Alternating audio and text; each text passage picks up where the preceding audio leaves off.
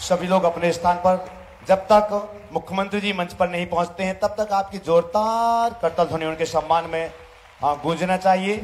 लगातार ये आवाज अनवरत जारी रहना चाहिए। हमारे बीच मध्य प्रदेश के यशस्वी मुख्यमंत्री डॉक्टर मोहन यादव जी पूज्य श्री के श्री चरणों में श्रीफल समर्पित करके मंगल आशीष ग्रहण कर रहे हैं।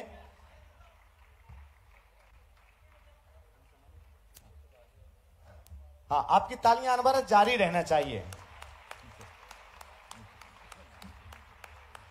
साथ ही अनेक और गणमान्य लोग हैं हमारे बीच। रविंद्र यति जी बीजेपी जिला अध्यक्ष भोपाल से, वो भी यहां पर हैं। सभी मुनिराजों के पावन श्री चरणों में श्रीफल समर्पित करके मंगल आशीष ग्रहण कर रहे हैं।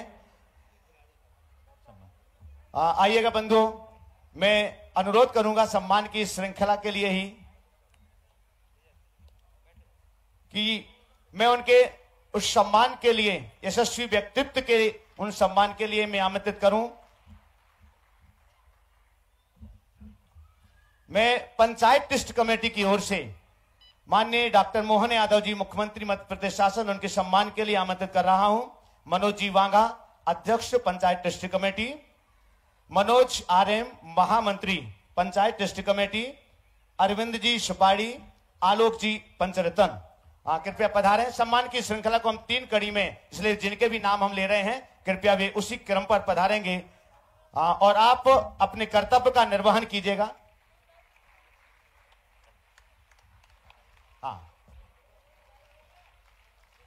सामने से थोड़ा सा। इसके बाद सम्मान की श्रृंखला में गुणायतन परिवार की ओर से मैं आमंत्रित कर रहा हूं अनुभव जी सर्राफ, राष्ट्रीय प्रचार मंत्री गुणायतन, संदेश जी जैन, विकास जी गोधा, अजय जैन को और प्रशांत जी जैन और रवि जी मड़वैया, अरविंद जी,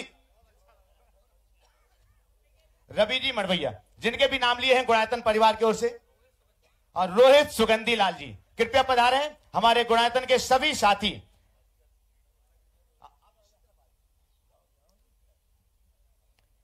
पंचायत ट्रस्ट कमेटी के बाद हमारा अनुरोध है गुणायतन से जिनके भी हमने नाम लिए हुए हैं, अनुभव जी सर्राफ, संदेश जी जैन, विकास जी गोधा, अजय जैन को, प्रशांत जी जैन, रवि मड़वैया जी, सुबोध जी कृपया पधारें। आइएगा बंधुओं, हम इस कार्यक्रम को प्रारंभ कर रहे हैं। चूंकि ये तो सतत कार्यक्रम चल ही रहा था, अनवरत जारी था। हम स्वागत भाषण के लिए आमंत्रित कर रहे हैं मनोज जी वांगा, कृपया पधारें। मनोज जी वांगा अध्यक्ष पंचायत ट्रस्ट कमेटी।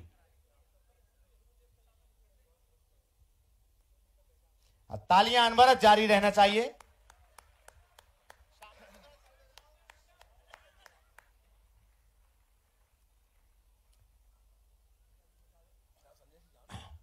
मनोज जी बांगा। सभी को सादर जय जय। हमारे मध्य विराजमान पूज्य प्रमाण सागर जी महाराज, पूज्य निर्वेक सागर जी महाराज, पूज्य विमल सागर जी महाराज, पूज्य अनंत सागर जी महाराज, पूज्य संदान सागर जी महाराज, सत्संग के चरणों में बारंबार नमोस्तु। छुल्लक जी महाराज के चरणों में बारंबार नमोस्तु। बोली भगवान महावीर स्वामी की, आचार्य भगवान श्री विद्यासागर जी महामुनिराज की, आचार्य भगवान श्री समय सागर जी महामुनिराज की। आज बड़ा ही शुभ अवसर है। हमारे वर्तमान शासन नायक भगवान महावीर स्वामी का जन कल्याणक महोत्सव है। इस अवसर पर मैं आप सभी का इस प्रांगण में पूरे भोपाल जैन समाज की ओर से स्वागत करता हूं, वंदन करता हूं, अभिनंदन करता हूं। साथ ही साथ एक और महत्वपूर्ण अवसर है कि पूज्य आचार्य भगवान श्री विद्यासागर जी महाराज के परम प्रभावक शिष्य पूज्य मुनि श्री प्रमाण सागर जी महाराज, जो कि गुणायतन प्रणेता और शंका समाधान के प्रेरक हैं, मैं उनके चरणों में नमोस्तु निवेदित करते हुए आज आप सबको बताते हुए बड़ा हर्ष हो रहा कि आज उनका दीक्षा दिवस भी है। परम पूज्य आचार्य भगवान श्री विद्यासागर जी महाराज के कर कमलों से आज से ही 37 वर्ष पूर्व उनको दीक्षा, मुनि दीक्षा प्राप्त हुई थी। निश्चित ही आज सुयोग है और हम सब भोपाल वासियों का बहुत बड़ा सौभाग्य है। मैं आप सबकी तरफ से मुनि संघ के चरणों में बारंबार नमोस्तु करता हूं। साथ ही साथ बड़ा ही शोभा अवसर है कि आज के इस पुनीत अवसर पर हमारे प्रदेश के मुखिया आदरणीय डॉक्टर मोहन यादव जी विराजमान हैं। वो भी पूज्य प्रमाण सागर जी महाराज से आशीर्वाद से प्राप्त करने के लिए आए हैं। निश्चित ही हम सबके लिए सौभाग्य की बात है कि जैन समाज के पिछले लगभग कई कार्यक्रमों में आपका हमको यहाँ सानिध्य प्राप्त हुआ है। साथ ही साथ उन सभी का मैं स्वागत करता हूं जो भोपाल ही नहीं अपितु देश के कोने कोने से पूज्य महाराज श्री प्रमाण सागर जी महाराज के आज दीक्षा दिवस के अवसर पर आप आए हैं। साथ ही साथ उन सभी का भी बहुत बहुत स्वागत करता हूं। पूरे भोपाल शहर के जो लोग प्रबुद्ध लोग यहाँ विराजमान हैं उन सभी का स्वागत करता हूं। साथ ही साथ आभार व्यक्त करता हूं कि इस अवसर पर आप आए और हम सबको आपके उपस्थिति से कार्यक्रम की गरिमा बढ़ाने का सौभाग्य प्राप्त हुआ है। धन्यवाद। जय जैन। बहुत बहुत धन्यवाद मनोज जी बांगा।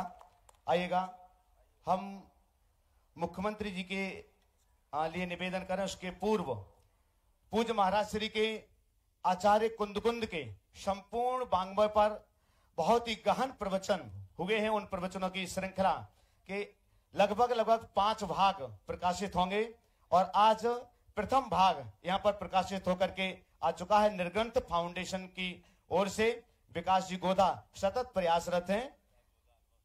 विकास जी गोदा, अनुभव जी सराफ, अजय जी जैन को तो मैं उनसे अनुरोध करूंगा तीनों महानुभाव की संदेश जी जैन साथ में आचार्य कुंद की प्रामाणिक 4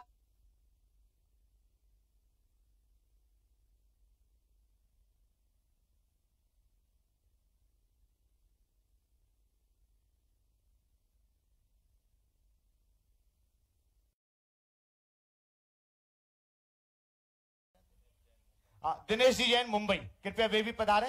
दिनेश जी जैन मुंबई साथ में आचार्य कुंद पर प्रामाणिक 4 बातें।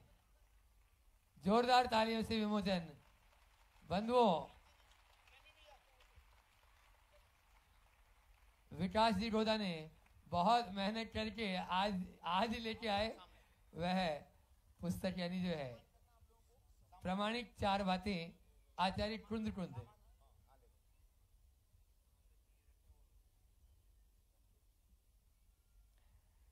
मैं इस क्रम के बाद यहां पर आमंत्रित कर रहा हूं दयोदय महासंघ की ओर से सबसे पहले सम्मान के लिए आदरणीय मुख्यमंत्री जी का प्रेमचंद जी प्रेमी, रवि जी मड़वैया और जीतेश जी जैन कृपया पधारें। दयोदय महासंघ की ओर से ये तो है free same day delivery, extra 5%।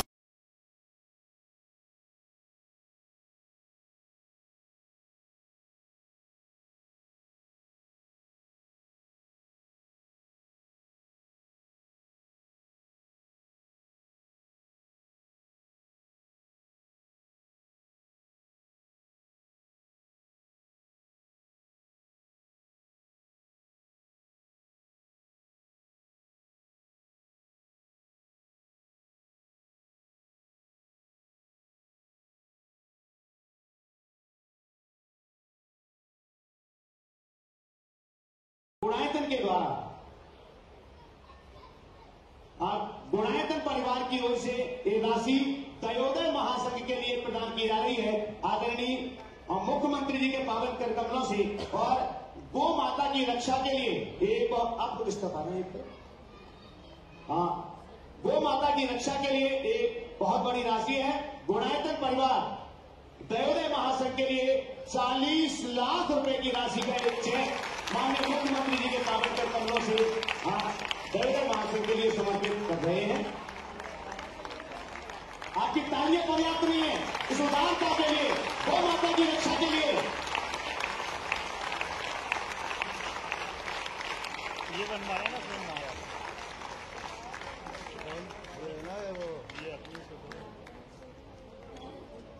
और जैसे कि आप सभी के लिए विदित है कि आज भगवान महावीर स्वामी की जन्म जयंती संपूर्ण देश में अति उत्साह के साथ मनाई जा रही है। और एक और संयोग पूज्य मुनिवर श्री प्रमाण सागर जी महाराज जी का आज 38वां दीक्षा दिवस का भी पावन महोत्सव है और हम सभी लोग पूरे दिन से दोपहर को भी पूरा सत्र चला। इसी स्थान पर हम सब लोगों ने बहुत आनंद से इस कार्यक्रम को मनाया। तो मैं माननीय मुख्यमंत्री जी से प्रार्थना करता हूं कि आज के दोनों प्रसंगों पर वे अपनी भावांजलि विनयांजलि हम सबके बीच प्रस्तुत करें। माननीय मुख्यमंत्री डॉक्टर मोहन यादव जी, मध्य प्रदेश शासन।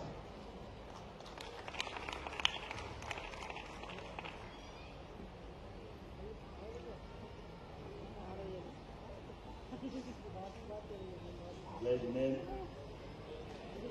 आज के महावीर जयंती के पावन प्रसंग पर मेरी अपनी ओर से परम पूज्य महाराज जी के आशीर्वाद के साथ आप सबको भी महावीर जयंती की बहुत बहुत बधाई, मंगल कामना। परम पूज्य मुनिवर प्रमाण सागर जी महाराज साहब, आपके चरणों में सादर वंदन। परम पूज्य निर्वेक सागर जी महाराज साहब, आपके चरणों में भी वंदन।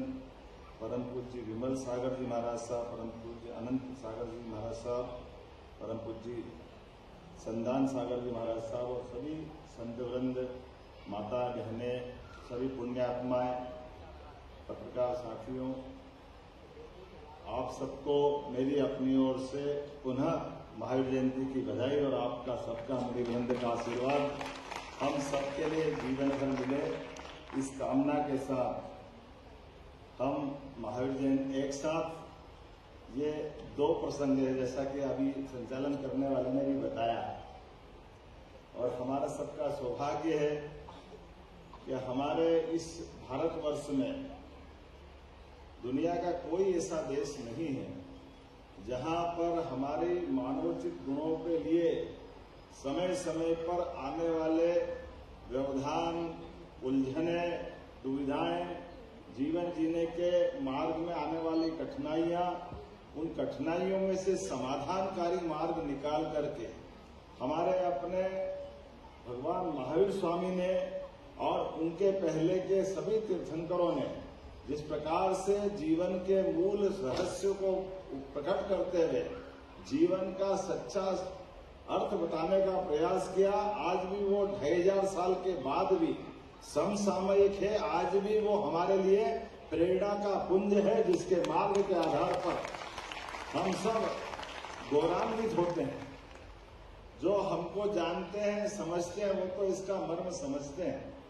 जो नहीं जानते उनके लिए बड़ा कठिन जाता है, लेकिन अंततः वो इस बात को जानते हैं कि दुनिया में 200 से ज्यादा देश तो हैं, लेकिन 200 से ज्यादा देश में कई सारे देश जिनकी अपनी अपनी पहचान है, अपनी अपनी भौगोलिक सीमाएं, अपने अपने तरीके से उनकी संस्कृति पुष्पित पल्लवित हुई है, लेकिन अंततः उनके अपने कई सारे जाने अनजाने उलझनों के कारण से उनकी अपनी संस्कृति की धारा अपने आप अवरुद्ध हुई और उनके अकल पते नहीं लगे जो उनके पूर्वज कहाँ छोड़ के गए थे।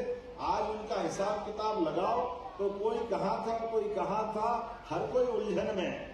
उलझनों को सुलझाने का अगर कोई देश है, वो एकमात्र देश भारत माता है, जहाँ हमारी ये गौरवशाली परंपरा, जहाँ हमारे बीच के अपने परिवार से निकल करके इस सत्य को जान करके कि हमको किस मार्ग पे जाना है और मार्ग में आने वाले व्यवधानों में हमारी बाधाओं को पार करने के लिए हमारे अस्त्र शस्त्र कौन से होंगे, हमको अपने को भी पहुंचाना और बाद की पीढ़ी का जीवन भी सुरक्षित करना है। तो मुझे इस बात की प्रसन्नता है कि भगवान महावीर स्वामी ने इस मार्ग को अपनाते हुए अपने जीवन में सत्य, अहिंसा, अस्तेय, ब्रह्मचर्य, अपरिग्रह ऐसे सिद्धांतों के बलबूते पर त्याग, तपस्या, अपना समर्पण, बलिदान, खास करके इस नाते से कि जीवन के मूलभूत तत्व अगर कहीं छिपे हैं, हम ये अभी मैं आचार्य कुंतल सागर महाराज साहब की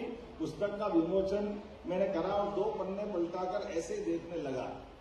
अभी हमारे से जाने अनजाने कितनी गलतियां हो जाती, तो अपने उनकी कुछ लाइनों में मुझे ध्यान में आया, वो यथार्थ भी है कि हम रूप की बात कर रहे थे। अब मैं ये बड़ा संकोच के साथ प्रमाण सागर जी महाराज साहब का आज 38वां दीक्षांत समारोह भी है और हमने आचार्य ब्रह्मलीन विद्यासागर जी महाराज को भी सुना, देखा, उनके जीवन का स्मरण करो तो रोम रोम में रोमांच आ जाता है। जीते जी जो देवत्व को प्राप्त हो गए। हमने भगवान महावीर स्वामी को तो केवल पढ़ा, उनको अपने इन व्यवस्थाओं के आधार पर उनका जीवन काल कितना उत्कर्ष रहा होगा, लेकिन जब विद्यासागर जी को देखते हैं तो हमको ध्यान में आ जाता कि वाकई में महावीर स्वामी भगवान का क्या उस समय का दौर रहा होगा। लेकिन ये भी बड़ा अपने आप में रहस्य की बात भी है कि जब मैंने जिस पुस्तक का उल्लेख करते बात प्रारंभ की, जिस रूप की बात उसमें भी लिखी है कि हम अपने जीवन काल में माँ के गर्भ में आते तो हमारा रूप रंग स्वरूप क्या होगा। हमारा सने सने 9 माह तक माँ के पेट में पलने वाला पिंड किस रूप में बन के निकलता है। जब हमारा जन्म होता, जन्म के समय का स्वरूप क्या रहता है। जब छोटा बच्चा खेलते हुए बगैर कपड़े के दौड़ लगाता और जवानी की तरफ कदम बढ़ाने वाले रूप का, तो रूप कौन सा, किस पे अहंकार पाले, किसको सही माने, चिता की उस भस्म को जो अंत में होने वाली है, या माँ के गर्भ में आने वाली उस दिव्यात्मा को जिसको हमने देखा ही नहीं। हमारा अपना जीवन का कितना अलग प्रकार का प्रसंग है। हम बहुत छोटे से उदाहरण से हम अगर उसको समझने चाहेंगे कि जल से बर्फ तो बनता है, लेकिन जल से बनने वाले बर्फ में एक बार बर्फ जब बन जाता तो जल का कहीं पता नहीं चलता जल कहाँ गया। लेकिन जैसे ही बर्फ पिघलेगा फिर जल को खोजने की जरूरत नहीं, फिर बर्फ खोजते जाओगे, समय निकल जाएगा, पता ही नहीं चलेगा। ये जीवन की हमारी रहस्य की सरल परिभाषा के माध्यम से हम समझ सकते हैं। और जब इस मार्ग पे चलते हैं तो सच्चे अर्थों में हम जब अपने जीवन के विविध आकर्षणों की तरफ लालायित होते हैं तो हमको अपने ऐसे पुण्य श्लोक पवित्र आत्माओं के दर्शन के, उनके मार्गदर्शन की आवश्यकता होती है, जो सच्चे अर्थों में एक तरफ आकर्षण, एक तरफ विकर्षण, कर्म और अकर्म के बीच सत्कर्मों की तरफ ले जाते हैं। ये हमारे लिए आज के हमारे जो जिनका 38वां दीक्षांत समारोह है, ऐसे ही मुनि वृंद की आवश्यकता पड़ती है जो हमको सच्चे अर्थों में हमारे जीवन के उस आरोह अवरोह में से सद्मार्ग की तरफ ले जाते हैं, एहसास कराते हैं। इसलिए जब हम अपने कर्मों के आधार पर अपनी अपनी व्यवस्थाओं से बंद करके हम अपने इस बात पे भी अहंकार नहीं कर सकते कि परमात्मा ने हमको कुछ मौका दिया और हमने अपने घमंड से उसको पकड़ लिया। ये अगर कोई करता तो भूल होती है। परमात्मा ने हमको मौका भी दिया है, तो आज जो हम मौका पा रहे हैं वो कई जन्मों के हमारे पुण्य हैं। उन पुण्य प्रारब्ध के बलबूते पर हम मानव जीवन में वर्तमान में जिस भी व्यवस्था से जुड़ रहे हैं उसमें अपना अपना तरीका का रोल अदा कर पा रहे हैं। लेकिन इसको ही अंत नहीं मानते हुए भगवंत के रास्ते पे जहाँ हमारे सोचने का अंत हो, उसके आगे तो संत है। हम संस्कृति को मानने वाले, इससे बड़ा कौन सा हमारा मार्ग होता है। तो ये भगवंत से, संत और संत से हमारे बीच के इन सारी समस्याओं का अंत करने के लिए हमको इससे अच्छा कोई मौका नहीं मिल सकता है हमारी सनातन संस्कृति में। लेकिन जाने अनजाने मैं अभी जब अपने महाराज जी विलम्ब से आने की क्षमा भी चाहता हूँ। वैसे तो मैं कल 12 बजे के आसपास से भोपाल से निकला था, अभी तक घर नहीं पहुंचा हूँ। मुझे लगा कि घर बाद में पहुंचूंगा, पहले आपको प्रणाम कर लूँ। सच्चे अर्थों में ये आनंद का क्षण है, आपका आशीर्वाद मिले। काम तो कभी खत्म नहीं होगा, काम तो चलता रहेगा। लेकिन जैसे कोई भीषण गर्मी में पसीने से लथपथ व्यक्ति कोई शीतल जल और छांव की तलाश पाता है, ऐसा इसने आपको मिल जाए, हमको मिल जाए, ये हमारा भाग्य है। तो हम तो उस प्यासे, उस पथिक की तरह आपके पास आ रहे हैं जो आपसे आशीष चाहते हैं कि सरकारी कामकाज में हमारे लिए परमात्मा की दया से ये मौका मिला है। लेकिन आपके आशीर्वाद की छाया से हम सद्मार्ग की तरफ बढ़ते रहे, जनता के कल्याण की तरफ बढ़ते रहे, भगवान महावीर स्वामी के सिद्धांतों को सामने में रख करके चलते रहे। तो चाहे मनुष्य हो या हमारे प्राणी जगत की गौमाता हो, ऐसे कई कामों को लेकर हम आगे बढ़ रहे हैं। आपका आशीर्वाद निश्चित रूप से हमको मिलेगा। आज पुनः मैं जो शुरुआत करके थोड़ी सी बात छेड़ी थी, मुझे लगा कि सब लोग महावीर जयंती की क्या दे रहे थे, शुभकामना देने के लिए भी थी। तो मैंने कहा था कि हमारे ये जो त्योहार है, इन त्योहारों में शुभकामना नहीं लगती, ये मंगल कामना लगती है, मंगल तिथियां, जिसके कारण से उसका आनंद हमको एहसास होता है। हमारे लिए ये जो कहीं जाने अनजाने हमारी हिंदी की और संस्कृत की तो बहुत बड़ी समृद्ध परंपरा है। शुभकामना कोई क्षणिक कोई चीज हो तो शुभकामना होगी, किसी का इंटरव्यू हो, किसी को कोई ऐसे जाने के लिए मौका मिलता तो शुभकामना हो जाएगी। लेकिन जो मंगल तिथियां, उसका तो ग्रह नक्षत्र के आधार पर परमात्मा वो तिथियां लिखता है, तो वो मंगल तिथियों के आनंद अलग रहते हैं। उसके बाद हमको मिला तो हमको मंगल कामना का आनंद लेना पड़ता है। और ऐसे ही जब ये तिथियां भी अपने लिए कहीं जाने अनजाने हमसे कह देते कि अतिथि मतलब जिसके आने की तिथि तय नहीं, ये भी थोड़ा सा महाराज जी मेरी थोड़ी जानकारी है कि अतिथि के आने से चाहे जब आ जाए तो अतिथि नहीं, जिसके आने से तिथि धन्य हो जाए वो अतिथि है, वो आनंद हमको मिलता है। ये हम इस गौरवशाली परंपरा के लोग, मैं आज के इस अवसर पर पुनः मध्य प्रदेश सरकार की ओर से आपका वंदन करता हूँ, अभिनंदन करता हूँ। यहाँ अध्यक्ष मनोज जैन बांगड़ जी, मनोज आर्यन मंत्री जी, सभी माननीय जितने पदाधिकारी, आपका अभिनंदन है। जिनने सब कुछ छोड़ दिया उनके सामने आप दुपट्टे पे दुपट्टे गिनाए जा रहे हो, टोपी पे टोपी गिनाए जा रहे हो, मेरे तो समझ में ही नहीं आएगा कि आखिर परीक्षा किसकी हो रही है और हम किसको दिखाना चाहते, जो सब कुछ छोड़ के हमारे बीच हमारा मार्ग प्रशस्त करने के लिए आया है। सच में ये आकर्षण हमारे लिए क्षणिक है। निश्चित रूप से आपके आशीर्वाद से मनुष्य जगत की, चराचर जगत की, प्रकृति की, यत् पिंडे तत् ब्रह्मांडे, हम जैसा पिंड वैसा ब्रह्मांड है, हम सबके प्रति सद्भावना रखते हुए सद्मार्ग की तरफ चलते जाए। ये आशीर्वाद सदैव आपका हमको मिलता रहे। मैं पुनः आपको भी बधाई देता हूं महाराज जी। 38वां आज आपका दीक्षांत समारोह है। अगले 100वें दिन में हम आपको इसी प्रकार से पाते हैं और आपका आशीर्वाद हमको मिलता है। परमात्मा ये मौका हमको दे।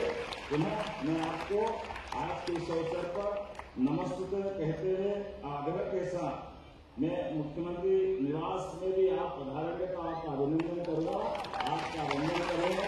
मैं सरकार की व्यवस्थाओं के बलबूते पर कौन किसका निवास है, निवास तो एक ही का है, वो परमात्मा है। हमको अहंकार नहीं कि कोई किसी का निवास होता है। सरकार की व्यवस्था है, सब कुछ भगवान का है। मेरी अपनी ओर से पुनः आपके चरणों में वंदन, अभिनंदन और पुनः आप सबको बधाई।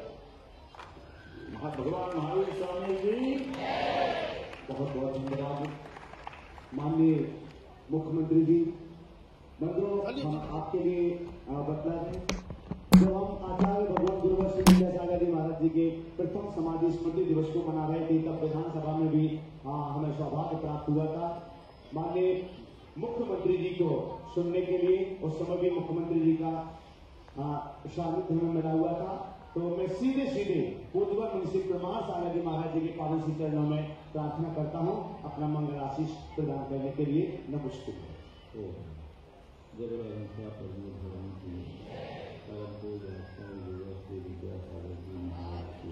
पूज्यवर मुनि श्री प्रमाण सागर जी महाराज की समस्त मुनि संघ की अभी आप सभी माननीय मुख्यमंत्री जी को सुन सकते हैं, पर मैं मुख्यमंत्री जी को नहीं सुन रहा था। मुझे तो ऐसा लग रहा था डॉक्टर मोहन यादव के माध्यम से कोई शास्त्र का ज्ञाता होगा।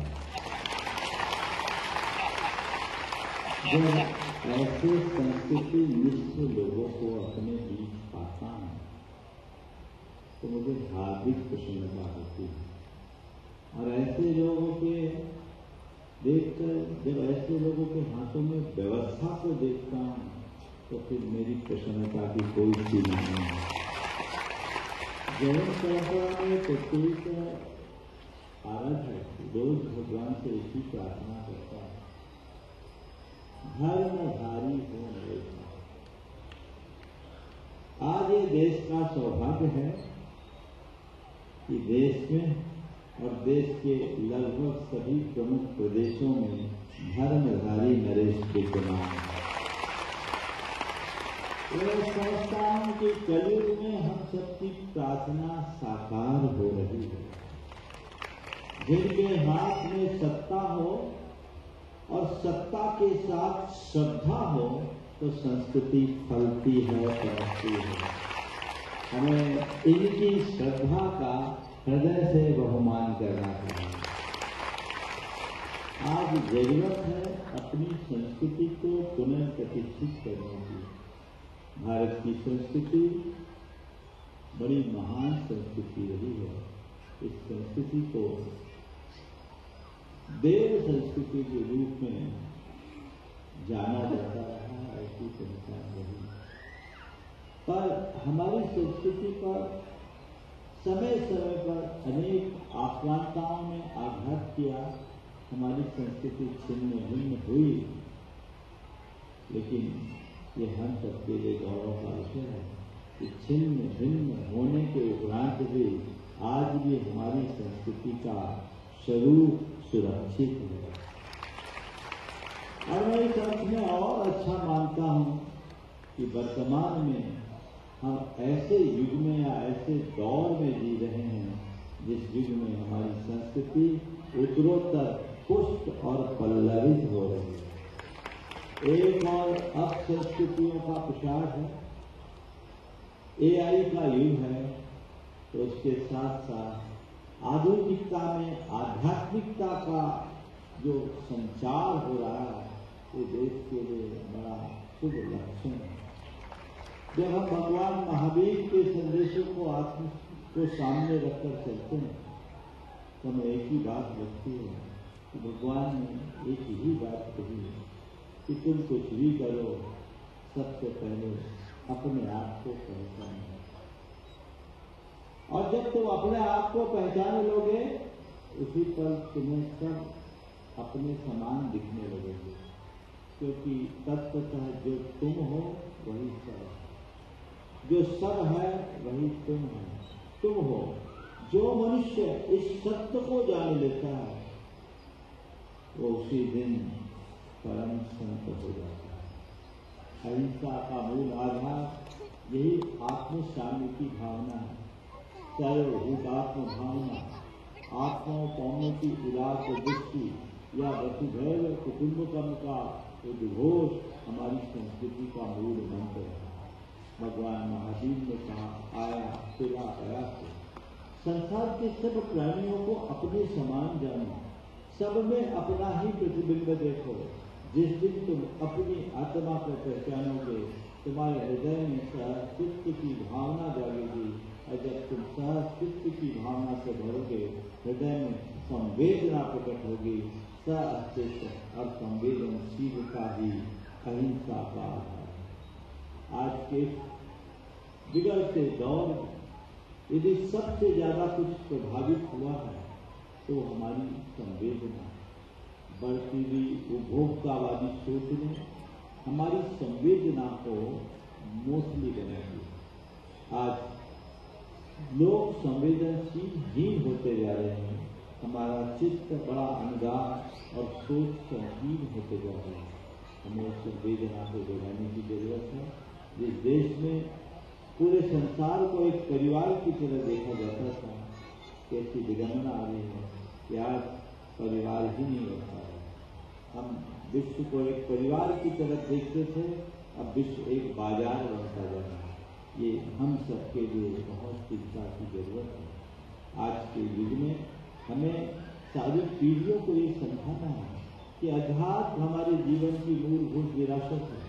जीवन में स्थायी समृद्धि भौतिक रूप से संपन्न होने पर नहीं, आंतरिक रूप से, आध्यात्मिक रूप से मजबूत बनने पर आएगी। इसलिए हम अपने आध्यात्मिक मजबूती को हमेशा अपना आदर्श बना करके रखें।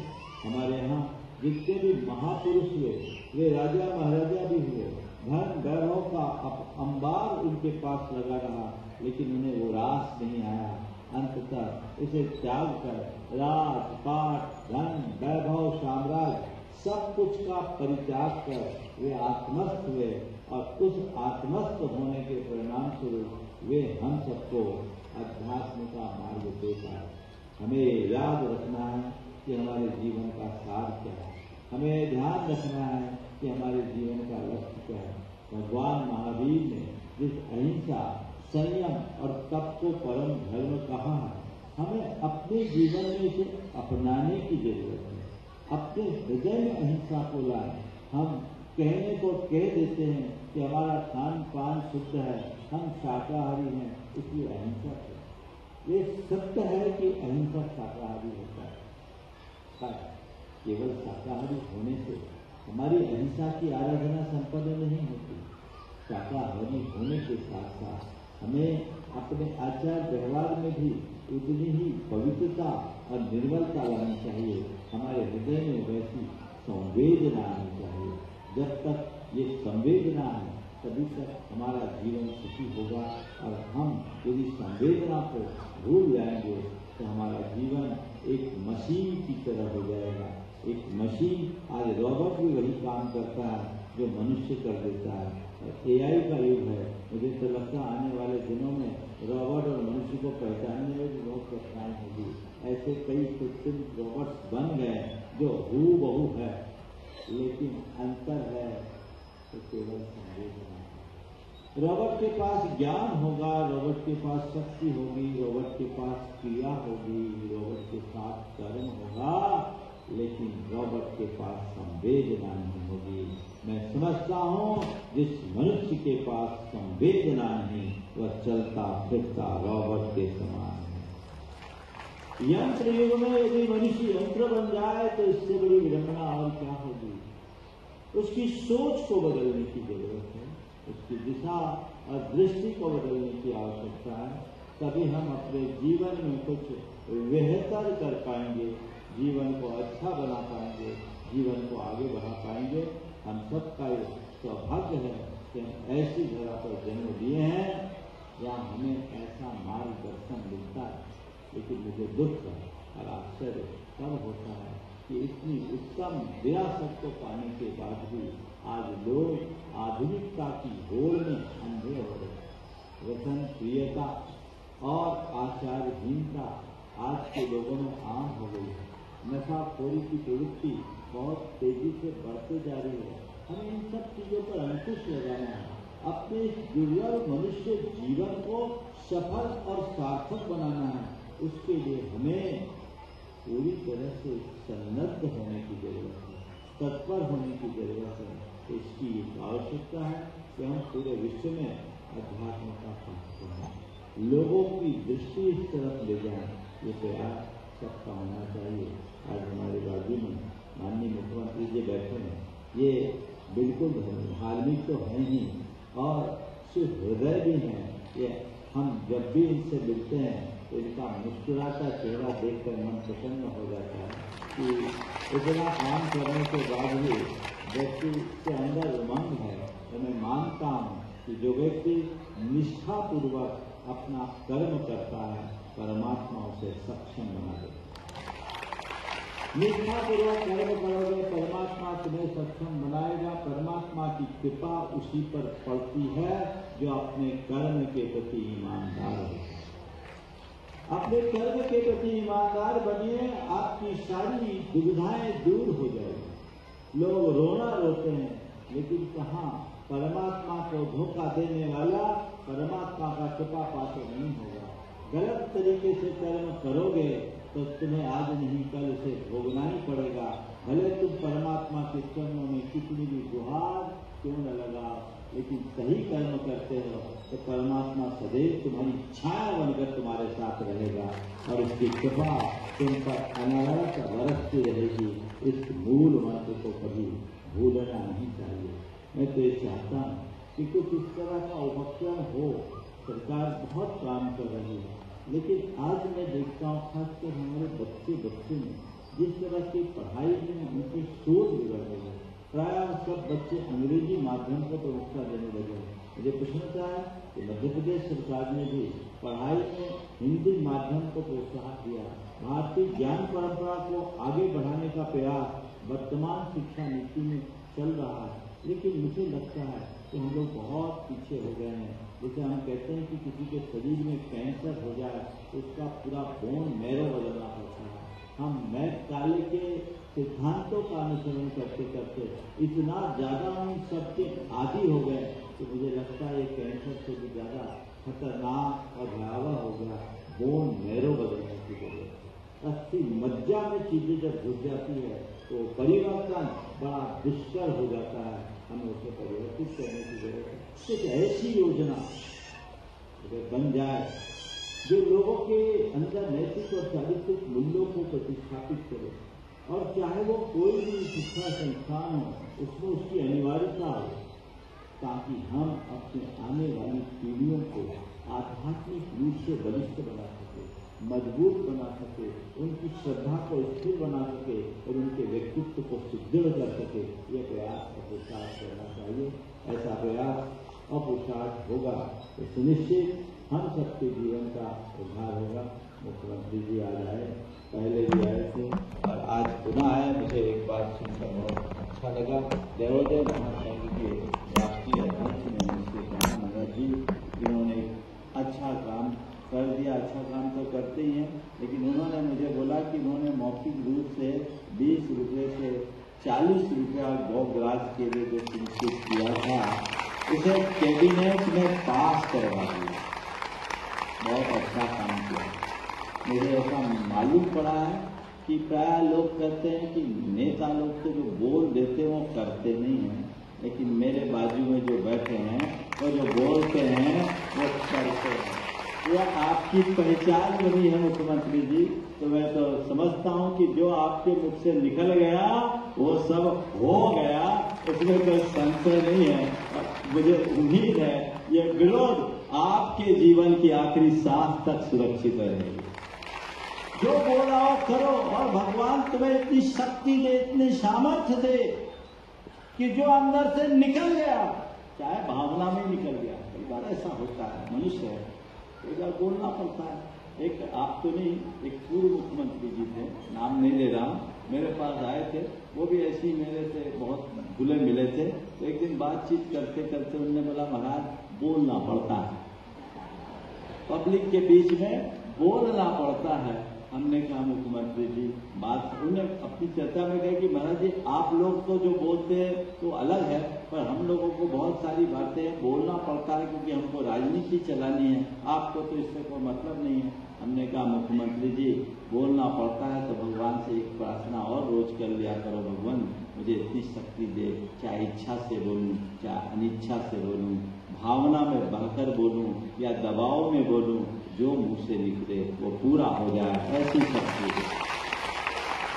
और जो व्यक्ति ऐसी सामर्थ्य पाले कि जो मुंह से निकला वो पूरा हो गया, और धरती में देवता की तरह पूजा जाएगा। और तो सोचने की जरूरत है। तो मैं तो यही आशीर्वाद देता हूं कि आपके मुख से जो निकले वो पूरा हो और जल्दी से जल्दी पूरा हो। मैं समझ रहा हूँ मेरा इशारा वो समझ रहे होंगे, बोलने की जरूरत नहीं है, और आप लोग भी समझ गए होंगे। एक बार पूरा देश इसकी प्रतीक्षा कर रहा है, लोगों को संदेश मेरे पास आ रहे हैं, महाराज श्री वो काम कब होगा, मुझे लगता है उसका भी समय आ रहा है और जल्दी ही होगा। और मैं चाहूँ ये योग बन गया मुख्यमंत्री जी, मुझे उम्मीद नहीं थी कि महावीर जयंती तक मैं यहाँ रहूंगा। मैं तो 2 मार्च के करीब निकलने की तैयारी में था और भोपाल वालों का पुण्य इतना प्रबल हो गया। यहाँ पर एक गुरुकुलम की स्थापना है जिसमें 6वीं क्लास से बच्चों को लिया जा रहा है, उनकी निःशुल्क शिक्षा की बात है। बहुत जल्दी उसकी शुरुआत होनी है। तो वो गुरुकुलम जो इन लोगों ने शुरू किया है गायत्री परिवार के द्वारा, तो वो निमित्त बन गया, तो मैं ठहर गया। और आज ये निमित्त है कि महावीर जयंती का भव्य समारोह है। बहुत जल्दी गुरुकुलम की भी शुरुआत होनी है। मैं चाहूँगा वो भी आपके ही कर कमलों से हो, इससे अच्छी बात कोई नहीं। आवतपुरी में आचार्य विद्यासागर प्रबंध विज्ञान संस्थान के परिसर में विद्यासागर प्रबंध विज्ञान संस्थान और गुणायतन इन दोनों के संयुक्त तत्वावधान में उसका कार्य संपन्न होना है। अभी मैं कुछ दिन हूँ, मैं चाहता हूँ सुरस्त शीघ्रम समाचरित की उक्ति चरितार्थ हो और जीवन को बेहतर से बेहतर बना सके। मुख्यमंत्री जी बहुत व्यस्त रहते हैं, लेकिन अपने व्यस्त समय में भी इनने समय निकाला और मैं मानता हूं कभी कभी देर होना अच्छा होता है। आप पहले आते तो दोपहर के सत्र में आते, तो मुख्यमंत्री जी अभी आप आए हैं विश्व प्रसिद्ध शंका समाधान के सत्र। इस समय दुनिया भर के 15 लाख श्रोता ने आपको एक साथ सुना। शंका समाधान का ये सत्र है, बड़ा लोकप्रिय सत्र है। शंका समाधान से एक अलग पहचान है और इसमें आना मैं पहले चाह रहा था, वही हुआ। इन लोगों से मैंने कहा था कि मुख्यमंत्री जी को शाम को ही बुलाओ तो ज्यादा अच्छा रहेगा। भगवान ने वैसी कृपा कर दी और इनकी गाड़ी थोड़ी लेट हुई। इन लोग उससे बोल रहे थे 5:30 पे आएंगे, हमने कहा 5:30 पे नहीं आ पाएंगे, उनको 6 बजे के बाद बुलाओ तो ज्यादा अच्छा है। ऑटोमेटिक वो लेट आए, जो होता है बहुत अच्छा होता है। और इनको यहाँ लाने में राहुल कोठारी की बड़ी भूमिका रही, जो बार बार आपसे संपर्क बनाए रखे। और निश्चित ये लोग तो 24/7 वाली बात होती है। हम साधु लोग अपने तरीके से तपस्या करते हैं और ये लोगों की समस्या निपटाने की तपस्या करते हैं। ये हम में और इनमें इतना अंतर है। मैं भगवान से प्रार्थना करता हूँ कि परमात्मा आपको इतना समर्थ बना दे कि कोई समस्या हो आपके पास से केवल समाधान निकले। सबकी समस्याओं का समाधान, लोगों के सामने समस्याएं रही नहीं, समस्या का अस्तित्व ही नष्ट हो जाए और सबके पास केवल समाधान हो। शंका समाधान में आने की यही सार्थकता है। बहुत बहुत आशीर्वाद। यहीं पर विराम। बोलिए अहिंसा परमो धर्म की। पूर्व निवासी प्रमाण सागर जी महाराज की हम सभी को मिले थे। श्री विद्या प्रमाण